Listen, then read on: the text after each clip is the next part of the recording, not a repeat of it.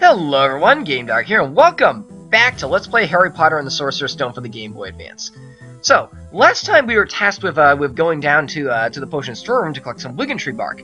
However, I'm actually going to take a little bit of a detour real quick, and I'm going to take the secret passage up to the Gryffindor Common House, because I may have mentioned this once when we were there the first time or like the second time or something, but there's a collectible you can grab up in the bedrooms. Yep, here it is, a pumpkin pasty. This one I think only appears at, yep, there we have 2 out of 3, another one will give us another tick of life.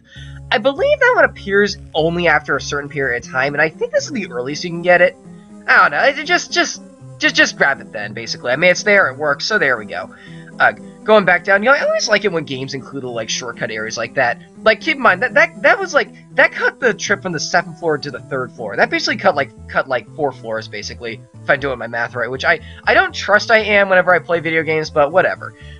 Now I believe there is another collectible down here. This is a 3rd floor, right? I believe I'm right. Let's see here. No, oh wait, no, it's the 2nd floor. I was kidding. No, well, not kidding. I completely forgot. Basically, on the 2nd floor, there's a mirror here that you can unlock. And then you can also grab this chest right here. A chocolate frog. I wonder what card I got. Yeah, so there's another chocolate frog, basically. This one is, where is he? Cornelius Agrippa, 1486 to 1535. So there we go. Okay, so now that we've gotten those two collectibles out of the way, now we can actually go down to the potion storeroom. Now, I may have mentioned, I believe I actually did leave like the sign outside this door before. It's basically, it's like a little short stealth mission. Actually, we'll wait until I get down here. We're back on the 1st floor now, and the dungeons are over here. I want to say, yep, there's Ron right there.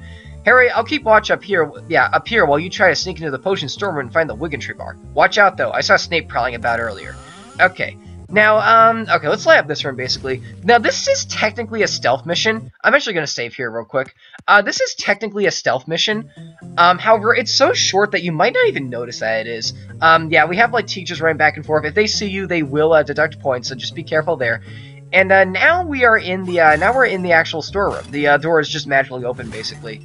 Okay, and let's see. I think there's like jelly beans and things in here, but no. What we're really after is this right here. In this shelf, we have the Wiggentree bark. I found the Wiggentree bark. So if we look at our menu, we can go over to our inventory. Yep, there it is right there. All right. So now let's escape. And who's in that storeroom? Quirrell? It better not be a student. All right. So now we need to unlock. We need to shuffle around this bookshelf to go into this secret area. Yeah, you found the Wiggentree bark. You can probably taste the Wiggen Wheat potion now, or maybe just inhale a spider. Ugh. Okay, now, I don't think I've mentioned this yet, but this is actually my 3rd time recording this session, because, let me just make this easier for you guys to see. This is the 3rd time I've recorded this section, because I have no idea why. I do not remember it being like this, but there is a part of this mission that is so brutally difficult. And it's for one reason and one reason alone that I'll explain when we get there. And there is a way to avoid it. I just simply didn't know to at the time. So I'm gonna try my best to avoid this. It's basically like, I don't know. We'll talk about when we get there. And something else I want to talk about are these little guys right here. These snails I mentioned before, you can only hit. I mentioned before that those snails you can apparently only hit when they're like not turning. I experimented a little bit, and apparently I was wrong on that. Now, whenever you hit them, you might notice that they like duck into their shells. You didn't really see it that time because the room was dark. But every time you hit one of the snails, they duck into their shells. Now, when I was a kid playing this, I thought that was them. Like, look at that. It looks like they're guarding the attack, like they're not taking damage from it or something. Apparently, that means that they are actually taking damage. But that's just their like taking damage animation apparently. No, I always found that odd, but I'm finally glad. Like, you just need to hit them 3 times. You don't need to hit them when they're, like, moving in a straight line or not turning around or something. I don't know. It's just nice to clear something like that up that I've been curious about all these years. Well, not really curious about, but, like, it's just an oddity I've always noticed. Regardless, though, this is a big room that's actually very condensed and very easy to take down. Let's knock out this snail. Now that I know that you can actually like just kill these guys by hitting them 3 times, basically. And then over here, okay. Well, as you guys know, moving platforms always make me nervous in this game, so let's try to be as safe as possible. Oh, that's not going to help. You know, I don't know about you guys, but I still stand that Lumos is the most worthless spell in the whole game. If I wanted to, and I believe I did do this once or twice as a kid, you can do whole sections without casting the spell once. Like, it's a luxury. Lumos is a luxury. It just lightens up the room, and even if the lair like obstacles are on do become invisible whenever you actually like cast whenever the room is dark, I activate you, right? Yep, I did. You can still like see them when like the circles around Harry. Like, okay, perfect timing. Now see how that little Fliptendo platform is disappeared here? Whenever I go around it, when the little light race around Harry Potter will actually like reveal it. Now, I don't know about you guys, but personally, I think it would have made Lumos a lot more interesting of a spell if that didn't happen. Like, let's say you don't have the ring around you during these sections, a little ring of light. That would immediately make Lumos a lot more viable, because, well, you could technically still beat the level without casting it a single time, but it just makes it so much easier at that point. I don't know, just a little open thought, basically, because it's a spell that, it's useful. I mean, it makes the room brighter and easier to see, but it's, like, not really required by any means. Now, that gargoyle, yeah, the switch he's stepping on is going to open that up, so let's go through here.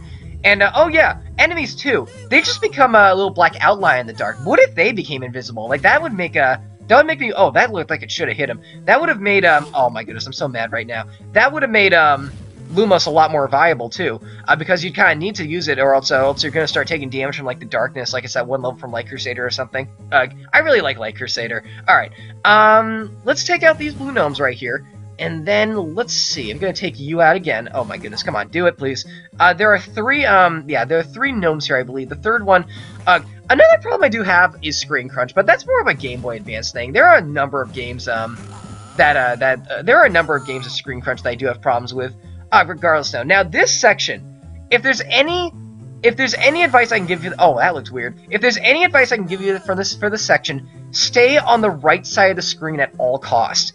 Now, you know those pixies that are kind of annoying? I'm actually going to avoid both these enemies. You know those pixies that are kind of annoying that, like, follow you around, and you gotta lead them into those, like, tentacle monsters in order to kill them? There is a room to the right of that room with all the crumble blocks yeah, there's a bunch of pixies, and then there's also, like, a tentacle monster in the middle of the room. Now, that sounds pretty run-of-the-mill, right? I mean, like, those enemies are kind of all over the place now. We're getting to that point at which they're kind of recycling a lot of assets. Oh, by the way, the next Chocolate Frog is here. I'm actually going to read this real quick. A Chocolate Frog, I wonder what card I got. I'll resume this rant later, because it is actually, like, kind of bad. Cornelius, oh, no, we got that one before. Where is it? Isn't that the Jelly Bean guy? Yep, Birdie Bot, 1939 to present. There we go. Now, like I was saying before I was interrupted by Chocolate Frog, the fact you can actually accidentally sneak over into the range of that fairy, the range in which the fairy will appear on screen, and then if that happens, the pixie will then be chasing you all throughout the section. And keep in mind, the only way to kill them is to lure them into the tentacle monster, the Tentacular. I really should be calling them by their official names, but I really can't be bothered at this point. So it's just what ends up happening is that this fairy keeps stalking you. There's nothing you can do about it, and like you just end up dying because he keeps following you. The game does not give you enough room to get away from him, basically, because I think they don't go faster, but they, like, catch up to you quickly. Yum, marmalade. So that, as a result, it just makes this section really, really difficult if one, like, yeah, like, look at this. You have three right here. Notice how one of them spawned really close to that wall right there. Say you were to come over to the side of the wall, you would actually lure one of those doxies. I believe that's what these enemies are called. You would lure one of them over, and then they just keep on stalking you for the whole level. Oh, wrong spell. And that's just annoying. Like, I have died several times to that, and I don't remember dying several times to that. That's the weirdest part. I don't know, maybe I just got a little bit unlucky. Oh, that's the wrong way. I don't know, just food for thought, basically. I hate that that can happen. Yeah, I believe there's also let's see. Oh, there's a bag of jelly beans down here. Not really too big of an issue. Oh, and then we have moments like that. Okay, let's just okay, we're just gonna move over. The thing about the fairies too is that due to screen crunch, or because the Game Boy Advance screen is not that big, they can often sneak up on you or sneak behind you without you even noticing. So let's kill you basically, and then let's slap the room again. Now I believe oh my goodness, yeah, see, like that. I had very little time to actually react to him. And it's all because the screen is not really that big. Now, there are ways to remedy this, like, for example, making the sprites smaller. You make the game look a bit more artificial, because well, you can't really have that many detailed, can't really detail sprites that much, but the game isn't really that, oh my goodness, it happened again. It's immediately after I say it's a problem. Like, you could, like, make sprites smaller, you can make the enemies smaller, you can give more leeway, or, like, have the noise that appears whenever they appear on screen last a little bit longer. Like, there are ways to remedy that. And I feel this game doesn't really do that good of a job. Like, the doxies are a problem. Dare I say it, they're probably the worst part of the whole game. Alright, you escaped the potion storeroom. Better get back to Gryffindor. Snape could be close behind. Alright, let's see here. Now, I believe, Snape is actually going to be, very prominent in this stealth section, trying to run back. Oh, there he is right there. Oh, never mind, he's just going to go the other way, basically. During one of my failed recordings, I actually, like, snuck up behind that door, and, or, like, right next to the exit door, and he still didn't see me for some dumb reason. Alright, let's save up here, just so I don't have to do that again, even though I probably will anyway if I have to re-record this, because I'm like that. I like to be as efficient as possible. Alright, well done, Harry. Now Snape can't get us from not having the Wiggentree bark. It was nothing. We should get moving, Harry. I'm afraid, it's after dark, and there are a lot of prefects patrolling the halls. Let's get back to the common room. Alright, so now we're actually gonna have another stealth mission in which we have to go, from the entrance all the way up to the 7th floor. Now, keep in mind how bad of a mission it was to get to the 7th floor to, like, the 5th floor, whatever that previous mission was. This actually isn't that bad. As you can see here, like, there's like a couple teachers patrolling every now and then, but it's not as bad as it was before. Like, they don't have you scour the entire floor, like, even solving puzzles while trying to avoid teachers. It's just not as bad, is basically what I'm trying to say. I'm actually going to save right here, because I don't remember if they send you back if you didn't save or not. Alright, so yeah, we're on the 3rd floor already. We're doing pretty well. We have to go up to the 7th. Uh-oh. Casting on teachers is still not a good idea. Uh-oh. You gotta be a little careful with him. She moves kind of fast. Alright.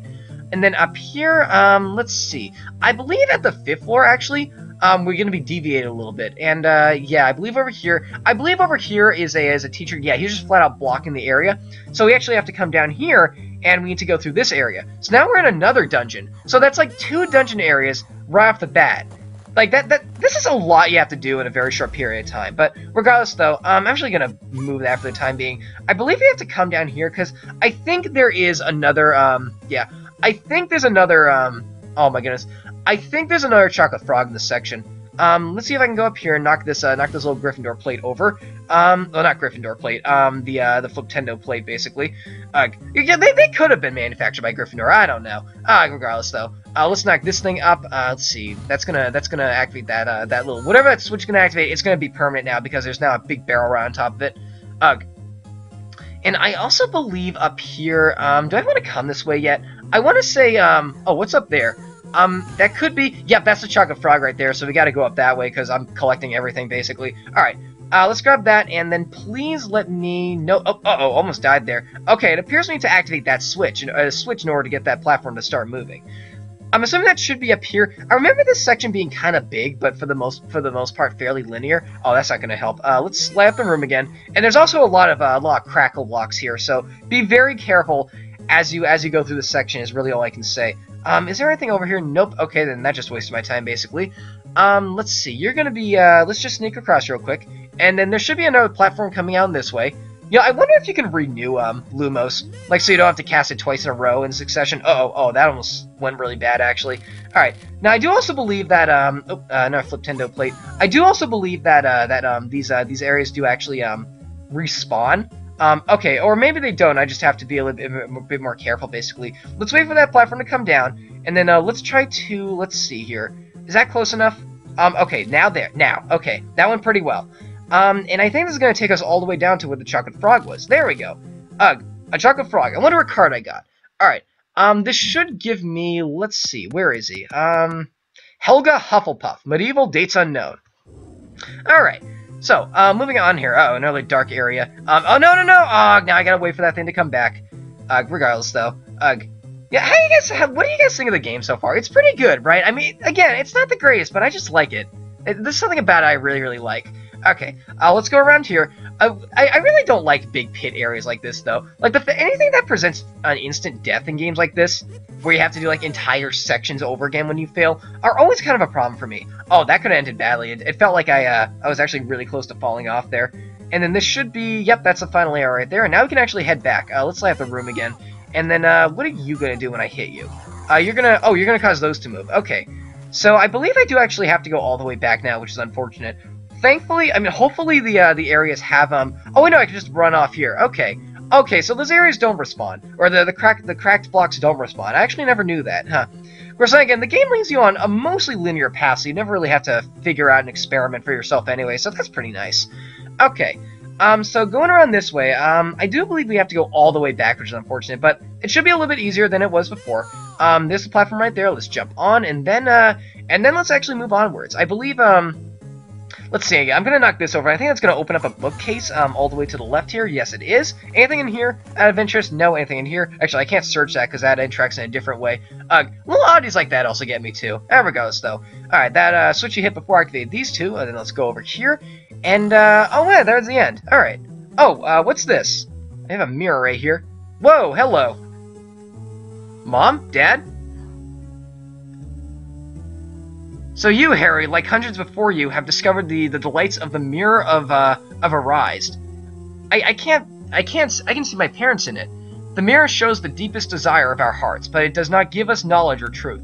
But my parents, it does not do to dwell on dreams, Harry. The mirror will be moved to a new home tomorrow. If you happen to run across it again, you will now be prepared. May I suggest that you make your way upstairs to the Gryffindor common room. Your route back to the 7th floor should prove easier now. You know, I always like it that a teacher basically just like finds us and then like doesn't do anything. I don't know. Dumbledore's a pretty neat guy. Anyway, what floor are we on actually? Okay, well, wrong button. What floor are we on? I want to say we're back on like the 5th floor. I don't know. Yeah, we're still on floor 5. I believe the next, I believe we can unlock this. I believe the next area we can, what's over here? Well, apparently I can't go that way. Oh, I think I remember that section. I don't think we have to go that way anymore, but yeah. I believe up here, let's see. The next save point I'm gonna say is when we're gonna be leaving it off here, because oh my goodness, we're at like 16 minutes. That's fairly long for an episode of this game. Because as you guys know, I usually like to keep this between like 10 and 15, just to make it easier to edit if I have to. Alright, anything in here? Let's see. Looking for, despite there's no enemies here, I would like to find some jelly beans and perhaps get some health back. Alright, pig snout. Alright. And, oh, hello, Ron. Hey, Harry, what kept you? I thought maybe Snape had nabbed you. I met Dumbledore. Uh-oh, how many pals points did you lose? None, actually. I got lost on the 5th floor and stumbled across a room with a mirror in it. Big deal. Did you stop to comb your hair? It was called the Mirror of Erised, and I could see my parents in it. And I think Dumbledore was warning me that I might see the mirror again. Alright. The following morning, it's fantastic that you managed to get the Wiggentree bark last night, Harry. Just in time for potions class this morning. Come on, let's go. Let's see. I believe, yes, okay, there's a save point over here. I believe we're going to leave it off here. We got a lot done in this episode. We got 3 collectibles, which is fantastic. So there we go. I believe that's gonna close off this episode, basically. So there we go. Thanks for watching.